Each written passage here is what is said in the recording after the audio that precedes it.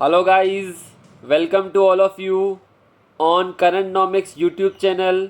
जैसा कि आप सब लोगों को पता है, राजस्थान बजट सीरीज़ का पार्ट 1 एंड पार्ट 2 हमारे द्वारा रिलीज़ किया जा चुका है। आज हम आप लोगों के साथ राजस्थान बजट स्पेशल सीरीज़ का पार्ट 3 लेकर आए हैं। तो सबसे पहले जिन लोगों ने पार्ट 1 और पार्ट 2 नहीं देखा है, ज़रूर जाइए यूट्यूब चैनल करंटनॉमिक्स पर और पार्ट 1 एंड पार्ट 2 जाकर वहां पर देखिए। इसकी लिंक आपके डिस्क्रिप्शन बॉक्स में भी अवेलेबल हो जाएगी। और आप सब लोग जो भी राजस्थान के किसी भी कॉम्पिटिटिव एग्ज़ाम की तैयारी कर रहे हैं, चाहे आरपीएससी का हो, चाहे आपका रीट का हो, पटवार का हो, पुलिस प्रशासन का हो, स्कूल लेक्चरर का हो, सब एग्ज़ाम के लिए ये बजट सीरीज़ काफ़ी महत्वपूर्ण है। काफ़ी सारे मल्टीपल चॉइस क्वेश्चंस आपको यहाँ पर देखने को मिलेंगे और साथ में ही राजस्थान बजट के जितने भी मल्टीपल चॉइस क्वेश्चंस बनेंगे उसकी पीडीएफ हमारे टेलीग्राम चैनल करंटनॉमिक्स पर उपलब्ध करा दी जाएगा, जिसकी लिंक डिस्क्रिप्शन बॉक्स में अवेलेबल है। तो आप करंटनॉमिक्स का जो टेलीग्राम चैनल है उसको भी ज्वाइन कीजिए। तो आइए शुरुआत करते हैं राजस्थान बजट की स्पेशल सीरीज़ का पार्ट 3 का। आप लोगों को पता है, हम फर्स्ट संकल्प कंप्लीट कर चुके थे। हमने राजस्थान बजट के 7 संकल्प जो पिछली वाली सीरीज़ में पहला संकल्प स्टार्ट किया था, उसके अलावा हमने फाइनेंस कमीशन वाला पार्ट देखा था। राजस्थान का GSDP, per capita income, unemployment rate, ये सारे के सारे डेटा हमने पिछली सीरीज़ के अंदर कवर किए थे। तो आइए चलते हैं आज हम आगे की ओर। तो देखो, आज हम स्टार्ट करेंगे दूसरा संकल्प। कौन सा स्टार्ट करेंगे? आज हम स्टार्ट करने वाले हैं दूसरा संकल्प, जहां पर हम बात करेंगे संपन्न किसान की या प्रोस्पेरियस फार्मर की, जहां पर किसान आपका क्या होगा? समृद्ध होगा। थोड़ा सा आपके लिए मैं और जूम कर देता हूं ताकि आपको और भी क्लियरिटी से ये सारी चीज़ दिखाई दे। अब देखो, यहाँ पर हम बात करेंगे जैसा कि राजस्थान गवर्नमेंट ने पिछला बजट, कौन सा बजट? बजट 2019-20 के अंदर कृषक कल्याण कोष की स्थापना की थी। कौन सा कोष था? कृषक कल्याण कोष की स्थापना यहाँ पर की थी उन्होंने। इस कोष के अंदर 1000 करोड़ का उन्होंने बजट का प्रस्ताव दिया था। इस कोष के माध्यम से किसानों को वेलफेयर के लिए एक फंड बनाया गया था। किसानों की जो उपज है उसका उचित मूल्य दिलाने के लिए, मार्केट में उनको कैसे पहुंचाया जाए, उसके लिए इन्होंने कृषक कल्याण कोष की स्थापना बजट 2019-20 में की थी। तो क्वेश्चन बन सकता है, राजस्थान सरकार द्वारा फार्मर्स के वेलफेयर के लिए 2019-20 में कौन से फंड की स्थापना की गई थी और कितने अमाउंट से स्थापना की गई थी? तो आंसर होगा कृषक कल्याण कोष और बजट कितना था? 1000 करोड़ रुपए। और इसको दिसंबर 2019 में क्या कर दिया गया है? स्थापित कर दिया गया है या बना दिया गया है। आई थिंक ये चीज़ आप सब लोगों को क्लियर होगी। दूसरी जो महत्वपूर्ण चीज़ है, आप यहाँ पर देख सकते हैं कि वर्ष 2020-21 में जो आपका एग्रीकल्चर डिपार्टमेंट है उसमें कितना बजट अलोकेट किया गया है? 3420 करोड़ रुपए। कितना बजट है? 3420 करोड़ रुपए। तो ये भी डायरेक्टली पूछा जा सकता है कि कितने करोड़ का यहाँ पर बजट आवंटित किया गया है। तो ये भी आपको ध्यान में रखना है। साथ ही में एक और महत्वपूर्ण पॉइंट है, आपको पता है राजस्थान में जल संकट काफ़ी ज़्यादा देखा जाता है। तो यहाँ पर वाटर मैनेजमेंट के लिए स्पेशल फोकस दिया जा रहा है। और आपको पता होगा, सेंटर द्वारा अटल भूजल योजना जो पूरी तरह से सेंटर सेक्टर स्कीम है, जहाँ पर 100% अनुदान केंद्र के द्वारा दिया जा रहा है, वो भी यहाँ पर राजस्थान में संचालित है। क्योंकि उसके अंदर 7 राज्य हैं, उसमें एक राज्य कौन सा है? राजस्थान भी शामिल है। किसके अंदर? आपकी अटल भूजल योजना के माध्यम से। ठीक है। साथ में आप देख सकते हैं जल जीवन मिशन भी राजस्थान में काफ़ी प्रभावी कार्य कर रहा है। और अभी राजस्थान सरकार ने हाल ही में केंद्र सरकार से अनुशंसा की है, क्योंकि जल जीवन मिशन में 50% कौन देता है? राज्य। और 50 कौन देता है? आपका सेंटर। तो अभी हाल ही में राजस्थान सरकार ने बोला है कि इसका पूरा का पूरा फंड किसके द्वारा दिया जाना चाहिए? सेंटर के द्वारा दिया जाना चाहिए, क्योंकि राजस्थान में इतने रिसोर्सेज नहीं है, वाटर का क्राइसिस काफ़ी ज़्यादा देखा जाता है। तो ये भी पॉइंट आपको ध्यान रखना है। साथ में आपको यहाँ पर देखना है कि राजस्थान, अगर आप देखोगे, कृषि क्षेत्र में सोलर पंपों की स्थापना में देश में प्रथम स्थान पर है। पूछा जा सकता है कि कृषि क्षेत्र में जो सोलर पंप है उनकी स्थापना में राजस्थान का कौन सा स्थान है? तो राजस्थान का यहाँ पर पहला स्थान है। मैं एक और चीज़ को यहाँ पर लिंक कर देता हूँ। अगर आपने कुसुम योजना का नाम सुना हो, जिसके अंदर क्या फुल फॉर्म है? किसान ऊर्जा सुरक्षा एवं उत्थान महाअभियान। इसके तहत सोलर पंप बांटे जाएंगे किसानों को, ताकि वो बेसिकली क्या कर सके, सोलर पंप के माध्यम से इलेक्ट्रिसिटी की बचत कर सके और सौर ऊर्जा का भी यूटिलाइज हो जाएगा और उनका पंप का भी काम यहाँ पर हो जाएगा। तो कुसुम योजना के तहत इनकी स्थापना की गई है, जिसकी फुल फॉर्म है किसान ऊर्जा सुरक्षा उत्थान महाअभियान। आई थिंक सब लोगों को क्लियर होगा, सब लोगों को यहाँ पर ये सारी चीज़ें क्लियर होगी। तो ध्यान रखना कि यहाँ पर राजस्थान में आप लोगों को पता है सौर ऊर्जा की अपार संभावनाएं हैं, काफ़ी ज़्यादा पोटेंशियल है राजस्थान में सौर ऊर्जा को लेकर। तो ये भी चीज़ आपको यहाँ पर क्लियर होनी चाहिए। तो इस पेज से हमारे क्या क्या क्वेश्चन बनेंगे। पहला क्वेश्चन, कृषक कल्याण कोष की स्थापना कब की गई थी। बजट 2019-20 में इसकी घोषणा की गई थी, स्थापना दिसंबर 2019 में की गई है। फंड कितना है, 1000 करोड़ रुपये। ऑब्जेक्टिव क्या है, किसानों को उनकी उपज का उचित मूल्य दिलाना और किसानों को कल्याण के लिए अलग अलग से ऋण उपलब्ध करवाना इसका उद्देश्य है। उसके अलावा वर्ष 2020-21 के अंदर कितना बजट का प्रावधान किया गया है एग्रीकल्चर पर, 3420 करोड़ रुपए।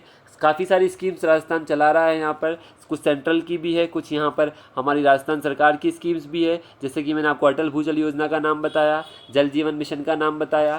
साथ में राजस्थान का आपको पता होना चाहिए सोलर पंपों की स्थापना में देश में प्रथम स्थान है। योजना का नाम ध्यान रखना है, कुसुम योजना, किसान ऊर्जा सुरक्षा एवं उत्थान महाअभियान। आगे बढ़ते हैं, ठीक है।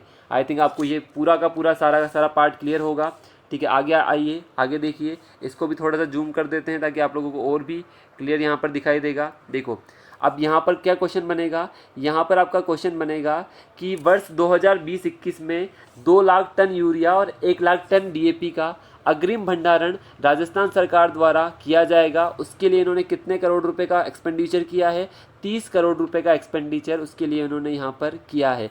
साथ ही में एक और क्वेश्चन आप देख लो, जो मैंने आपको ऊपर बताया था कि राजस्थान का सोलर पंपों की स्थापना में देश में प्रथम स्थान है। तो 2020-21 में बजट के टारगेट के अनुसार 25,000 सोलर पंप लगाए जाएंगे, जिस पर 267 करोड़ रुपए खर्च किए जाएंगे। तो आपको बस ये ध्यान रखना है कि राजस्थान का टारगेट है 2020-21 में 25,000 सोलर पंपों की स्थापना करना। आई थिंक सबको क्लियर होना चाहिए। उसके बाद आप आ जाइए यहाँ पर, ये भी इम्पोर्टेंट यहाँ पर क्वेश्चन है, कस्टम हायरिंग केंद्र। ये बेसिकली क्या है, आप लोगों को पता है किसानों को जो भी यंत्र चाहिए होते हैं, चाहे वो उनकी फसल के उत्पादन के रिलेटेड हो या फसल के किसी भी चीज़ से रिलेटेड जो उनको इंस्ट्रूमेंट्स चाहिए होते हैं, वो कस्टम हायरिंग केंद्रों के माध्यम से उनको किराए पर या रेंट पर उपलब्ध कराए जाएंगे। तो आप देख सकते हो कि यहाँ पर 100 कस्टम हायरिंग केंद्रों की स्थापना की जाएगी, ताकि किसानों को जो खेती संबंधी जितने भी इंस्ट्रूमेंट्स हैं उनको ईजिली वहाँ पर अवेलेबल हो जाए।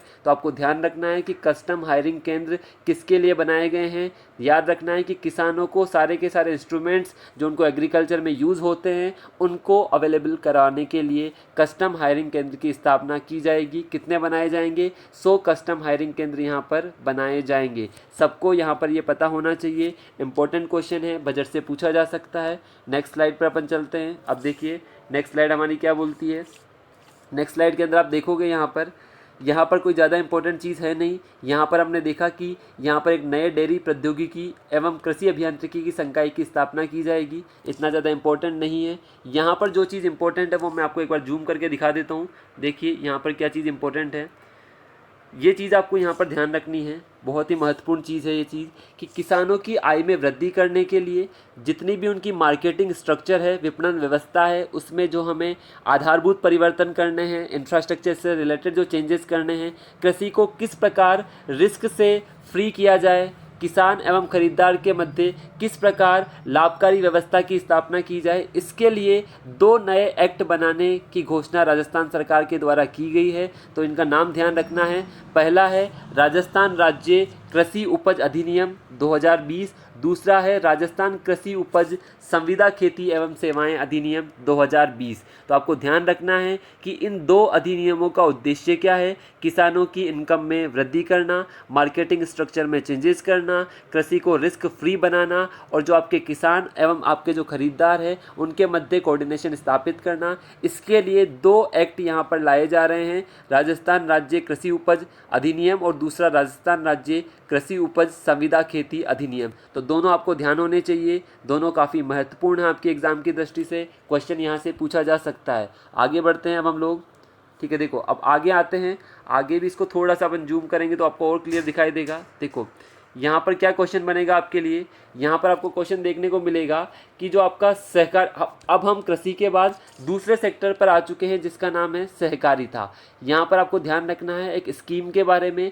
जिसका नाम है सहकारी फसली ऋण ऑनलाइन पंजीयन एवं वितरण योजना। क्या नाम है स्कीम का? सहकारी फसली ऋण ऑनलाइन पंजीयन एवं वितरण योजना। इसके माध्यम से क्या काम करेगा, जितने भी लोन्स, क्रॉप लोन्स जो किसानों को बांटे जाते हैं उसको कैसे ट्रांसपेरेंसी लाई जाए, वहाँ पर कैसे करप्शन फ्री किया जाए, उसके लिए ये योजना लागू की गई है। तो आपको ध्यान रखना है कि सहकारी फसली ऋण ऑनलाइन पंजीयन एवं वितरण योजना किसके लिए लाई गई है, जो आपके क्रॉप लोन्स हैं उनमें ट्रांसपेरेंसी लाने के लिए और जो डिस्क्रिमिनेशन होता है उसको यहाँ पर ख़त्म करने के लिए ये योजना लॉन्च की गई है। तो योजना से क्वेश्चन आ सकता है। उसके बाद आप आगे आइए, आगे क्या क्वेश्चन आपको देखने को मिलेगा। पशुपालन सेक्टर में काफ़ी इंपॉर्टेंट क्वेश्चन आपको यहाँ से बनेगा। अगर आप नाम सुना हो आपने आर्टिफिशियल ब्रीडिंग या कृत्रिम गर्भाधान, क्या बोलते हैं, आर्टिफिशियल ब्रीडिंग या कृत्रिम गर्भाधान, उसके लिए यहाँ पर इन्होंने सॉर्टेड सीमन के माध्यम से एक योजना प्रारंभ की है जिसमें क्या किया जाएगा, कृत्रिम गर्भाधान के माध्यम से काफ़ी सारी जो ब्रीड्स है उनका पुनरुत्पादन या उनको पुनरुत्थान के लिए कार्य किया जाएगा। नेक्स्ट स्लाइड में देखते हैं और भी क्लियर हो जाएगा। यहाँ पर आप देखोगे यहाँ पर इस परियोजना से क्या किया जाएगा, बछड़ों की जगह बछड़ियों के पैदा होने की संभावना ज़्यादा रहती है। तो इस परियोजना के माध्यम से, जिसको हम आर्टिफिशियल ब्रीडिंग बोलते हैं या सॉर्टेड सीमन टेक्निक बोलते हैं या कृत्रिम गर्भाधान बोलते हैं, उस योजना का भी यहाँ पर यूज़ किया जाएगा। तो अब देखो यहाँ पर आपको क्या क्या चीज़ समझ में आती है।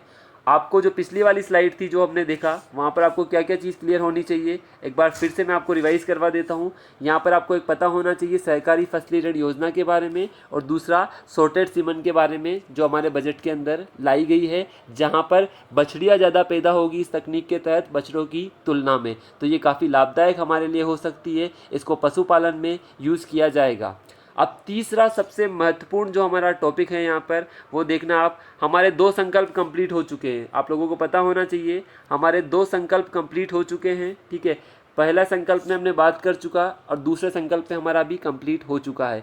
अब तीसरा जो हमारा संकल्प है, जहां हम बात करेंगे महिला बाल एवं वृद्ध कल्याण की। अभी हमने किस पर बात की थी, फार्मर्स पर बात की थी, सहकारिता कोऑपरेटिव सोसाइटीज़ पर बात की थी, हमने पशुपालन पर बात की थी। अब हम बात करेंगे महिला बाल एवं वृद्ध कल्याण, जहाँ पर अपन वुमेंस की बात करेंगे, चाइल्ड की बात करेंगे और एल्डरली पीपल की बात करेंगे। यहाँ पर सबसे इम्पोर्टेंट क्वेश्चन जो बनेगा, पहला क्वेश्चन बनेगा, जैसे मैंने आपको बताया था कि एग्रीकल्चर के लिए कृषक कल्याण फंड बजट 2019-20 में लाया गया था, उसी प्रकार इनका यहाँ पर 1000 करोड़ का सिमिलर फंड था जिसका नाम है इंदिरा महिला शक्ति निधि। ये पिछले साल लाया गया था, जिसमें कितना करोड़ का टारगेट था, 1000 करोड़ का टारगेट था, जिसमें वुमेन एम्पावरमेंट की दिशा में प्रयास किया गया था। किसके लिए, वुमेन एम्पावरमेंट के लिए पिछले साल राजस्थान सरकार के द्वारा 1000 करोड़ रुपए का एक फंड लाया गया था जिसका नाम है इंदिरा महिला शक्ति निधि। सबको याद होना चाहिए किसके लिए था, वुमेन एम्पावरमेंट की दिशा में एक प्रयास गवर्नमेंट के द्वारा यहाँ पर किया गया था। अब सबसे महत्वपूर्ण चीज़ बजट की जो आने वाली है वो सबको एग्जैक्ट पता होनी चाहिए। इसको आप देखो, यहाँ पर एक ऐप लॉन्च किया गया है जिसका नाम है A3, ये सबको पता होनी चाहिए। और यहाँ पर काफ़ी सारी चीज़ें मैं लिंक करने वाला हूँ, तो ध्यान से देखना। महिला एवं बाल विकास के लिए एक कॉमन प्लेटफॉर्म तैयार किया गया है। पहले ए का मतलब क्या है, आंगनवाड़ी वर्कर। पहले ए का मतलब क्या है, आंगनवाड़ी वर्कर। दूसरे ए का मतलब क्या है, आशा वर्कर। और तीसरे ए का मतलब क्या है, ANM वर्कर। ANM, तीसरे ए का मतलब क्या है, ANM वर्कर। अब इसको समझते हैं, ध्यान से समझना। ये बेसिकली आपने सुना होगा वर्ष 2020 को WHO द्वारा, जिसको हम बोलते हैं विश्व स्वास्थ्य संगठन, और आपको नाम सुना ही होगा, जब से कोविड-19 चल रहा है तब से WHO या विश्व स्वास्थ्य संगठन हर दिन न्यूज़ में आपको देखने को मिलेगा। तो वर्ष 2020 को WHO के द्वारा क्या घोषित किया गया है, year of midwife and nurses. क्या बोला गया है, year of nurse and midwife. अब ध्यान से सुनना, जो आपकी आशा सहयोगिनी होती है, जिसकी फुल फॉर्म होती है एक्रीडेटेड सोशल हेल्थ एक्टिविस्ट, और जो आपकी ANM होती है जिसकी फुल फॉर्म क्या होती है, आप बताओ फुल फॉर्म क्या होती है, सबको पता होनी चाहिए इसकी full form, auxiliary nurse and midwife. क्या होती है, auxiliary nurse and midwife.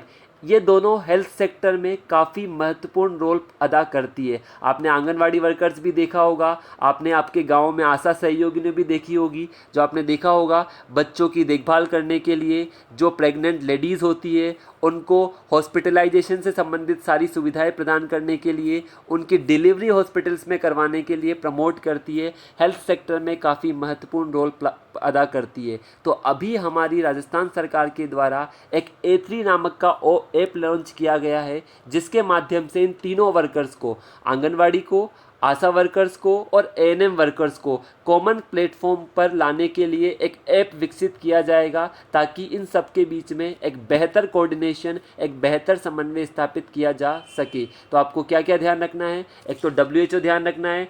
WHO ने इन दोनों को प्रमोट करने के लिए, आपने नाम सुना होगा, एक नर्स थी जिनका नाम था फ्लोरेंस नाइटिंगेल, जिनका जन्म 1820 में हुआ था और नर्सिंग के लिए उनकी मिसाल दी जाती है। और उनके अभी 200 ईयर पूरे हो चुके हैं। उनकी बर्थ एनिवर्सरी को कितने साल पूरे हो गए हैं? 200 साल उनकी बर्थ एनिवर्सरी को पूरे हो गए हैं। तो उनके 200 साल को सेलिब्रेट करने के लिए WHO ने इसको क्या घोषित किया है 2020 को? Year of nurse and midwife. जो फ्लोरेंस नाइटिंगेल थी, उन्होंने क्रीमिया वार में काफ़ी सारे सैनिकों की, काफ़ी सारे घायल सैनिकों की मदद की थी और नर्सिंग के लिए एक नए आयाम स्थापित किए थे। तो यहाँ पर नर्सिंग को प्रमोट करने के लिए, आंगनवाड़ी वर्कर्स को प्रमोट करने के लिए, आशा सहयोगिनियों को प्रमोट करने के लिए, जितने भी हेल्थ वर्कर्स हैं उनको प्रमोट करने के लिए WHO ने वर्ष 2020 को क्या घोषित किया है? Year of nurse and midwife. ये भी जानना जरूरी है, किसके नाम से? फ्लोरेंस नाइटिंगेल के नाम से, जिसका जन्म 1820 में हुआ था। इसको दूसरा नाम क्या बोलते हैं? Lady with the lamp. क्या बोला जाता है? लेडी विद द लैंप, क्योंकि ये रात्रि में सब घायल सैनिकों की इलाज के लिए लालटेन लेकर घूमती थी और सब घायल सैनिकों की काफ़ी ज़्यादा मदद करती थी। तो इसको लेडी विद द लैंप के नाम से भी जाना जाता है। तो आपको ये पता होना चाहिए A3 ऐप के बारे में। तो अब क्या ध्यान रखना है आपको, जो आपका दोबारा मैं आपको एक बार क्लियर कर देता हूँ, काफ़ी महत्वपूर्ण है, इसलिए मैं आपको बार बार इस चीज़ को समझा रहा हूँ। क्या क्या ध्यान रखना है? A3 ऐप महिला, बाल एवं वृद्ध कल्याण के लिए जो हमारा तीसरा संकल्प है, उसके तहत आशा सहयोगिनी, आंगनवाड़ी वर्कर्स और आपकी ANM जो ऑक्सिलरी नर्स मिडवाइफ है। ANM की फुल फॉर्म क्या होगी? Auxiliary nurse midwife. इनको प्रमोट करने के लिए, इनके मध्य बेहतर कोऑर्डिनेशन इस्टेब्लिश करने के लिए ये लॉन्च किया गया है। तो आपको ध्यान होना चाहिए इसके बारे में। अब आई थिंक अपन आगे बढ़ते हैं, ठीक है। देखो अब आगे आते हैं अपन, ये भी काफ़ी इंपॉर्टेंट आपके लिए पेज होगा जो मैं आपको दिखाने जा रहा हूँ, ठीक है। इसको भी थोड़ा सा मैं आपके लिए जूम करूँगा ताकि आपको बिल्कुल बेटर क्वालिटी में आपको क्लियर हो। यहाँ पर देखो, यहाँ पर सबसे इंपॉर्टेंट जो क्वेश्चन बनता है वो क्वेश्चन आपका बनेगा, आपको पता है अभी EWS का रिजर्वेशन दिया गया है, इकोनॉमिकल वीकर सेक्शन, जो आर्थिक रूप से पिछड़ा वर्ग है। और राजस्थान सरकार ने तो सारी की सारी शर्तें हटा दी है। राजस्थान सरकार ने क्या रखा है? जिन भी परिवारों की आय, जिन भी जनरल परिवारों की आय 8 लाख से कम है, जिनकी वार्षिक आय 8 लाख से कम है, उसको किसके अंदर इंक्लूड कर लिया जाएगा? EWS के अंदर। तो बेसिकली इन इकोनॉमिकली बैकवर्ड क्लास के उत्थान के लिए राजस्थान राज्य द्वारा एक आयोग का गठन किया जा रहा है, जिसका नाम है राजस्थान राज्य आर्थिक पिछड़ा वर्ग बोर्ड। किसका गठन किया जाएगा? राजस्थान राज्य आर्थिक पिछड़ा वर्ग बोर्ड का गठन किया जाएगा। तो दो चीज़ें ध्यान रखनी है, EWS के लिए राजस्थान में सिर्फ क्या शर्त है? आपकी अगर आय 8 लाख रुपए से कम है तो आप EWS के लिए एलिजिबल हो। और इनके उत्थान के लिए एक बोर्ड का गठन किया गया जिसका नाम है राजस्थान राज्य आर्थिक पिछड़ा वर्ग बोर्ड। तो ये भी ध्यान रखना है, इसके गठन का भी यहाँ पर सुझाव दिया गया है, ठीक है। सबको क्लियर है? अब आगे बढ़ते हैं अपन लोग,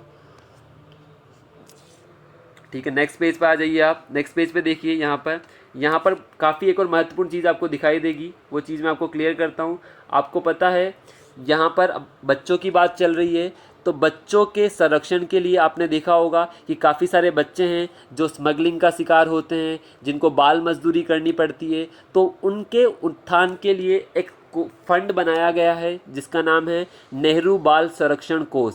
कितने करोड़ का?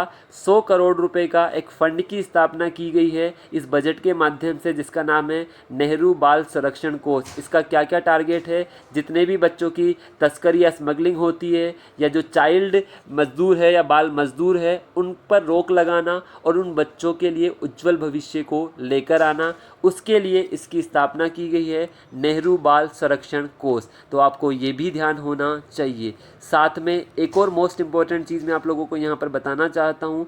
आपने देखा होगा और मैंने आपको बताया भी था कि जो डिसेबल्ड पीपल होते हैं उनकी आरंभिक अवस्था में अगर उनको इलाज मिल जाए तो उनकी डिसेबिलिटी नहीं बढ़ पाती। सोचो, कोई 30% दिव्यांग है, कोई 40% है, कोई 20% है, लेकिन अगर उनका समय पर इलाज नहीं किया जाता तो वो उनकी जो डिसेबिलिटी लेवल है वो लगातार बढ़ता हुआ जाता है। तो उसके लिए भी राजस्थान सरकार द्वारा प्रयास किए जा रहे हैं। आप देख सकते हो कोक्लियर इम्प्लांट, यहाँ आपने वर्ड लिखा हुआ है, इसके माध्यम से उनकी समस्या का यहाँ पर निदान किया जाएगा। और राजस्थान सरकार लगातार प्रयासरत है ताकि उन बच्चों का इनिशियल लेवल पर ही क्या किया जा सके, उनकी बीमारी का इलाज यहाँ पर किया जा सके। ये यहाँ पर बात कही गई है। इसको मैं आपको और क्लियर दिखा देता हूँ। इसके लिए हियर स्क्रीनिंग की अनिवार्यता हेतु नीति बनाकर लागू करने की बात भी राजस्थान सरकार द्वारा कही गई है, लेकिन हाँ, अभी इसके लिए कोई नीति नहीं बनाई गई है। तो जब भी ये नीति बनाई जाएगी हम आप लोगों को इन्फॉर्म कर देंगे और आप लोगों के लिए करंट अफेयर्स में इसको आपके सामने प्रस्तुत करेंगे। तो अभी आपको क्या सीखना है, बच्चों के लिए 100 करोड़ रुपए का नेहरू बाल संरक्षण कोष यहाँ पर बनाया गया है। ठीक है, ये आपको यह ध्यान रखना है। साथ में एक और महत्वपूर्ण पॉइंट मैं आप लोगों को यहाँ पर क्लियर कर देता हूँ। देखो, आपको और भी क्लियरली यहाँ पर दिखाई देगा। ठीक है, आप देखो, अभी तक जो राजस्थान में अनुसूचित जाति और जनजाति वित्त विकास निगम के माध्यम से जो स्वरोजगार हेतु 25,000 युवकों को ऋण उपलब्ध करवाया जाता था, अब उसको बढ़ाकर कितना कर दिया गया है, 25,000 की जगह संख्या कितनी बढ़ा दी गई है, 50,000 रुपये। 50,000 युवाओं को क्या उपलब्ध करवाया जाएगा, सेल्फ एम्प्लॉयमेंट के लिए लोन उपलब्ध करवाया जाएगा। तो ध्यान रखना है, राजस्थान अनुसूचित जाति जनजाति वित्त विकास निगम लिमिटेड के माध्यम से अभी तक 25,000 युवाओं को लोन अवेलेबल करवाया जाता था सेल्फ एम्प्लॉयमेंट के लिए। अब उसको बढ़ाकर कितना कर दिया गया है, 50,000 रुपये कर दिया गया है। आई थिंक ये आप सब लोगों को क्लियर होगा, ध्यान रखना है। यहाँ से भी बजट में क्वेश्चन आप लोगों के लिए पूछा जा सकता है। आगे बढ़ते हैं अब हम लोग। देखो, अब आगे आ जाइए आप लोग। मैंने आपको अभी कुसुम योजना के बारे में बताया था, अब आपको वो फिर से देखने को मिलेगी वो योजना।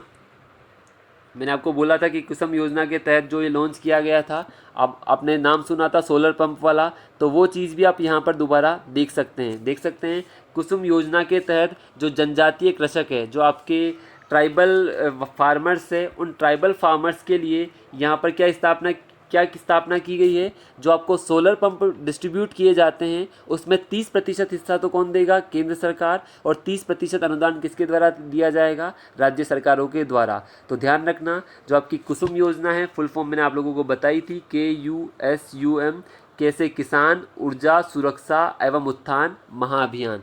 तो इस योजना के तहत जो आपके ट्राइबल किसान हैं उनको जो सोलर पंप डिस्ट्रीब्यूट किए जाएंगे, होता क्या है इस योजना के अंदर, सोलर पंप डिस्ट्रीब्यूट करेंगे तो क्या होगा, उनकी इलेक्ट्रिसिटी की खपत भी बचेगी और उनके पंप का काम भी वहाँ पर हो जाएगा। तो उनकी ऊर्जा की सुरक्षा भी वहाँ पर हो जाएगी और उन पर जो डीजल का या इलेक्ट्रिसिटी का अतिरिक्त भार पड़ता है वो भी उन पर नहीं पड़ेगा। और उनको इसके लिए 60% का अनुदान दिया जा रहा है, 30% केंद्र के द्वारा और 30% राज्य सरकारों के द्वारा। किन लोगों को, जो ट्राइबल फार्मर्स है उनके लिए ये लाया गया है, इनके लिए स्पेशल अनुदान यहाँ पर देने की बात कही गई है।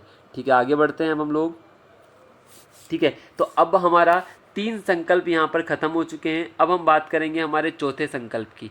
ध्यान रखना, राजस्थान के बजट को हमने 7 संकल्पों में बांटा था, उसमें हम 3 संकल्प यहाँ पर कंप्लीट कर चुके हैं। अब चौथा संकल्प हम आपके सामने लेकर आए हैं, सक्षम मजदूर छात्र युवा एवं जवान। ध्यान रखना, इसमें भी काफ़ी इंपॉर्टेंट चीज़ें आपको देखने को मिलेगी। इसमें पहली चीज़ मैं आपको बताना चाहूँगा कि खेलों के प्रति और भी ज़्यादा अवेयरनेस बढ़ाने के लिए राजस्थान का कौन सा कैंपेन है, फिट राजस्थान और हिट राजस्थान के लक्ष्य की ओर ये एक और कदम आगे बढ़ेंगे। तो ध्यान रखना, फिट राजस्थान और हिट राजस्थान किसके अंतर्गत लिया गया है, राजस्थान बजट के चौथे संकल्प के तहत, जहां पर सक्षम मजदूर छात्र युवा और जवान की बात की गई है। तो फिट राजस्थान और हिट राजस्थान किसके लिए है, ताकि खेलों के अंदर राज्य सरकार का या राजस्थान के जो एथलीट्स हैं उनका प्रदर्शन और भी बेहतर हो और ज़्यादा से ज़्यादा लोग यहाँ पर भागीदार बने। तो ये आपको ध्यान रखना है, फिट राजस्थान और हिट राजस्थान।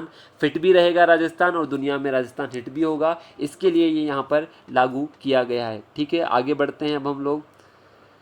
हाँ, यहाँ पर ये क्वेश्चन आपके लिए पूछा जा सकता है, बिल्कुल ध्यान रखना है इस क्वेश्चन को, बिल्कुल आपको क्लियर होना चाहिए ये क्वेश्चन आपके दिमाग में, क्योंकि अभी तक आप देखोगे राजस्थान सरकार द्वारा जो ओलंपिक जीतने पर राशि दी जाती थी उसके बारे में आपको सारा पता होना चाहिए। तो ध्यान रखना कि अगर कोई भी खिलाड़ी राजस्थान सरकार में ओलंपिक में गोल्ड मेडल जीतता है तो पहले उसको दिए जाते थे 75 लाख, अब कितने दिए जाएंगे, 3 करोड़ रुपए। सोचो, पहले उसको 75 लाख दिए जाते थे, अब बढ़ाकर कितना कर दिया गया, 3 करोड़ रुपए। तो क्या याद रखना है, अगर राजस्थान का कोई खिलाड़ी ओलंपिक में गोल्ड जीतता है तो उसको कितने करोड़ रुपए मिलेंगे, 3 करोड़ रुपए। अगर सिल्वर जीतता है तो कितने करोड़ मिलेंगे, 2 करोड़। पहले कितने मिलते थे, 50 लाख। और अगर वो वहाँ पर ब्रॉन्ज जीतता है या कांस्य पदक जीतता है तो कितने मिलेंगे, 1। तो आपको क्या याद रखना है, 1 2 3। कैसे याद रखोगे, 1 तो मिलेंगे ब्रॉन्ज पर, 2 मिलेंगे सिल्वर पर और 3 मिलेंगे आपको गोल्ड पर। ये अभी प्रेजेंट में राजस्थान सरकार द्वारा अगर कोई खिलाड़ी ओलंपिक में गोल्ड, सिल्वर या ब्रॉन्ज जीतता है तो कैसे याद रखोगे, 3 2 1 या 1 2 3। 1 तो कांस्य पदक, 2 रजत पदक और 3 पे स्वर्ण पदक। ये तो बात की हमने किसकी, ओलंपिक की। अब ध्यान रखना है, अगर कोई एशियन गेम्स के अंदर या कॉमनवेल्थ गेम्स के अंदर अगर स्वर्ण जीतता है तो अभी उसको कितने मिलेंगे, 1 करोड़ रुपए। कितने मिलेंगे स्वर्ण जीतने पर, 1 करोड़ रुपए मिलेंगे। अगर वो रजत पदक जीतता है या सिल्वर जीतता है तो कितने मिलेंगे, 60 लाख रुपए। कितने मिलेंगे उसको, 60 लाख रुपए। यहाँ पर देख सकते हो आप कितने मिलेंगे, 60 लाख रुपए। और अगर वो ब्रॉन्ज जीतता है तो कितने मिलेंगे, 30 लाख रुपए। तो कैसे याद रखना है, अगर वो एशियन गेम्स या कॉमनवेल्थ के अंदर कोई भी पदक जीतता है, जैसे ब्रॉन्ज जीता तो कितने मिलेंगे, 30। अगर सिल्वर जीता तो 30 का डबल कर दो, कितने मिलेंगे, 60। ठीक है। और अगर वो गोल्ड जीतता है तो गोल्ड जीतता है, डबल करोगे तो कितना मिलेगा, 90 लाख। तो 90 लाख को इन्होंने बैलेंस करके कितना कर दिया, डायरेक्टली 1 करोड़ रुपए। तो कैसे याद रखोगे, 30 60 90, 90 नहीं करके इन्होंने कितना कर दिया, डायरेक्टली 1 करोड़ रुपए। तो क्या ध्यान रहेगा, एशियन गेम्स या कॉमनवेल्थ में गोल्ड जीता तो 1 करोड़, सिल्वर जीता तो 60 लाख और अगर ब्रॉन्ज जीता तो 30 लाख। सबको पता होना चाहिए, पूछा जा सकता है, काफ़ी महत्वपूर्ण क्वेश्चन है। कैसे याद रखोगे, 1 2 3 तो ओलंपिक के लिए और एशियन गेम्स एंड कॉमनवेल्थ के लिए कितना, 30 60 और 90 होना चाहिए था, लेकिन 90 को उन्होंने क्या कर दिया, डायरेक्टली पूरा 1 करोड़ यहाँ पर कर दिया। आई थिंक सबको क्लियर होगा। अब आगे बढ़ना चाहिए हमें, ठीक है, आगे बढ़ते हैं हम। देखो, ठीक है, आगे आते हैं हम। आगे भी एक और बहुत ही महत्वपूर्ण चीज़ मैं आपको यहाँ पर बताऊँगा, वो देखो यहाँ पर 2 योजनाओं के बारे में हम बात करेंगे। उद्योग सेक्टर में जब हम बात कर रहे हैं तो यहाँ पर हम बात करेंगे राजस्थान की औद्योगिक विकास नीति की। किसके बारे में बात करेंगे, राजस्थान की औद्योगिक विकास नीति के बारे में। अब जब आप औद्योगिक विकास नीति के बारे में बात करोगे तो देखो आप सबको क्या मिलेगा, यहाँ पर देखो औद्योगिक विकास नीति 2019 के बारे में हम बात करेंगे।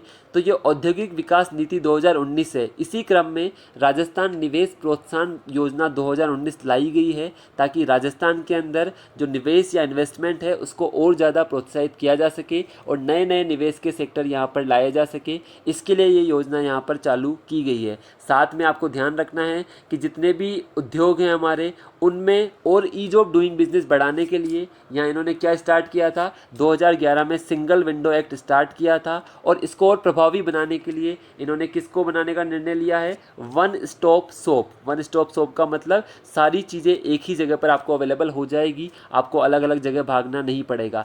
सारे के सारे जितने भी आपको यहाँ पर उद्योगों से रिलेटेड आपको सारे के सारे जितनी भी आपको एग्रीमेंट्स लेने हैं, जितनी भी आपको सारी की सारी शर्तें लेनी है, सब आपको एक ही जगह यहाँ पर मिल जाएगी और आपको इजीली यहाँ से सारी चीज़ों का अप्रूवल मिल जाएगा। तो क्या ध्यान रखना है, 2011 में सिंगल विंडो एक्ट स्टार्ट किया गया था और अभी इसको और ज़्यादा इफेक्टिव बनाने के लिए वन स्टॉप शॉप की शुरुआत यहाँ पर की गई है। ये आपको ध्यान रखना है ताकि आपको और भी चीज़ें यहाँ पर क्लियर रहे।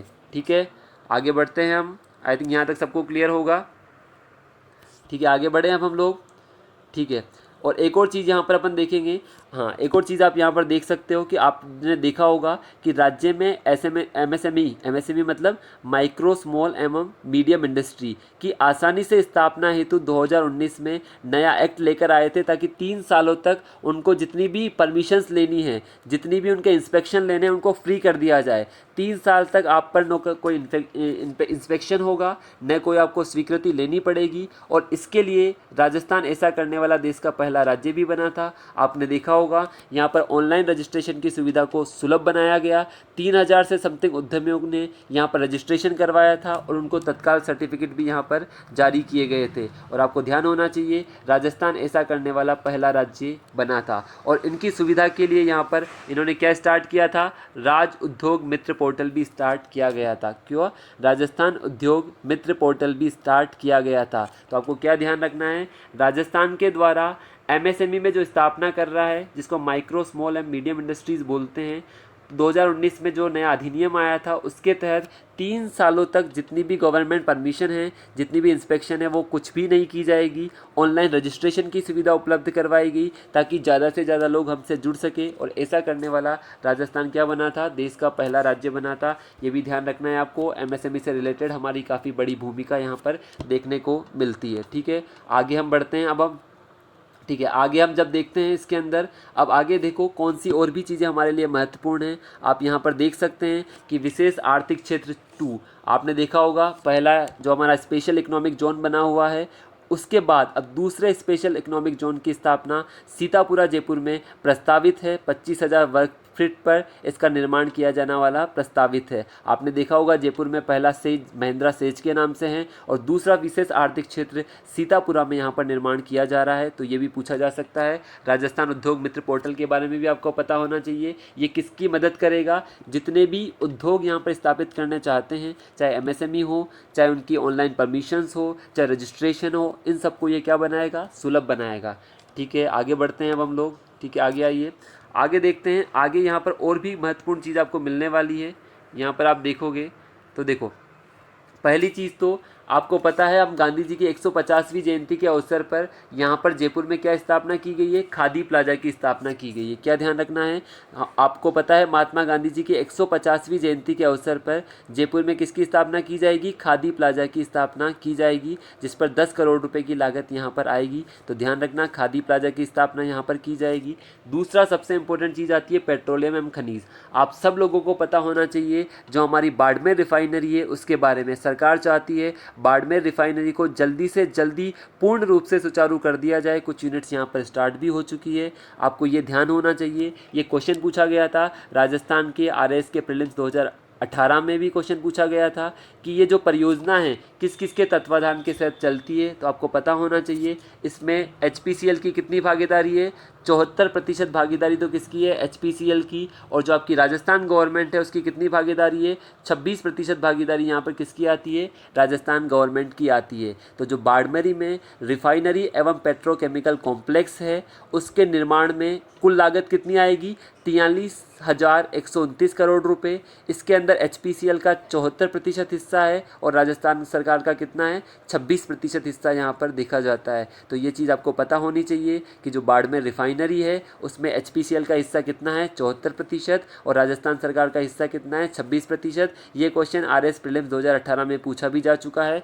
साथ में आपको कुल लागत भी पता होनी चाहिए कितनी है, 43,129 करोड़ रुपए, 43,129 करोड़ रुपए इसकी लागत है। आपको पता होना चाहिए इसके बारे में, बहुत ही महत्वपूर्ण चीज़ है, इसलिए मैं आपको बार बार ये सारी चीज़ें रिपीट कर रहा हूँ ताकि ये सारी चीज़ें आपके दिमाग में बिल्कुल बनी रहे। ठीक है, अब आगे देखते हैं। आगे एक और महत्वपूर्ण क्वेश्चन आपको यहाँ पर देखने को मिलेगा, जो आप देख सकते हैं कि आपको पता है कि जो इंडिया के अंदर जो पोटास है, आपने नाम सुना होगा पोटास, भारत का पूरा पोटास बाहर से आता है। हम पूरा का पूरा पोटास क्या करते हैं, इंपोर्ट करते हैं। और अभी आपको राजस्थान बजट से जानकर प्रसन्नता होगी कि राजस्थान में लगभग 2,476 मिलियन टन पोटास के भंडार होने की संभावना पाई गई है। और जिस ज़िले में ये पाई गई है उसका नाम है हनुमानगढ़ जिला। तो आपको ध्यान होना चाहिए, पूछा जा सकता है कि राजस्थान के किस ज़िले में पोटास एस के अपार भंडार की संभावना पाई गई है। तो उसका नाम है हनुमानगढ़। क्या नाम है उसका,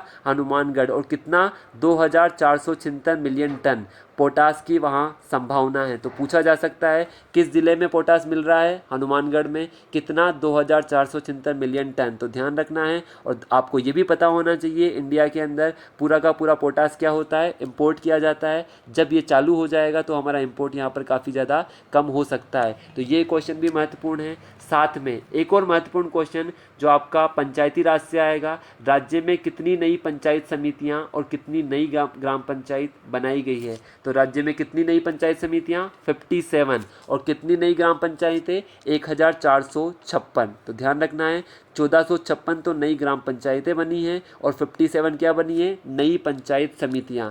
सबको पता होना चाहिए 57 नई पंचायत समितियां बनी हैं और 1456 नई ग्राम पंचायतें यहां पर बनी हैं। सबको आई थिंक क्लियर होगा। तो हम आगे बढ़े। पोटास बहुत इंपॉर्टेंट चीज़ है और पंचायत समितियां और ग्राम पंचायतों की संख्या आपको पता होनी चाहिए जो राज्य में नई बनाई गई है 57 और 1456। ठीक है, आगे बढ़ते हैं।